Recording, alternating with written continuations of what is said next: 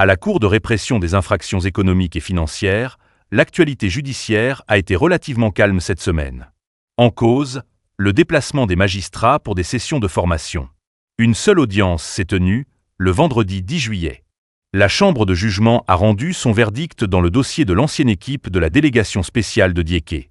Souadoré, Nian Isaac Niami, Sepele Gami et Cécé Aba étaient poursuivis pour détournement de deniers publics, enrichissement illicite, blanchiment de capitaux et complicité. La Cour les a finalement déclarés non coupables. Les 4 prévenus ont été remis en liberté. L'État guinéen, constitué partie civile, a été débouté de ces demandes. Dans une autre affaire, le délibéré concernant Ibrahima Khalil Bayo, agent de la Direction générale des impôts, est renvoyé au 17 juillet. Son avocat était absent.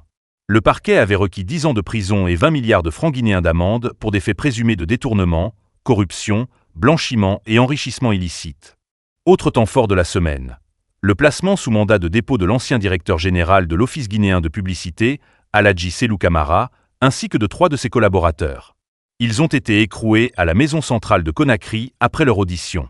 Les chefs d'accusation n'ont pas encore été officiellement communiqués, mais des soupçons de malversation financière, de détournement de fonds publics et de corruption sont évoqués. Enfin, le procureur spécial Alphonse Charles Wright a élargi l'enquête ouverte au Conseil national de la transition. Les investigations ne portent plus uniquement sur la gestion d'une prime spéciale de 43 milliards de francs guinéens. Elles concernent désormais l'ensemble de l'exécution budgétaire du CNT depuis sa mise en place jusqu'à la fin de son mandat.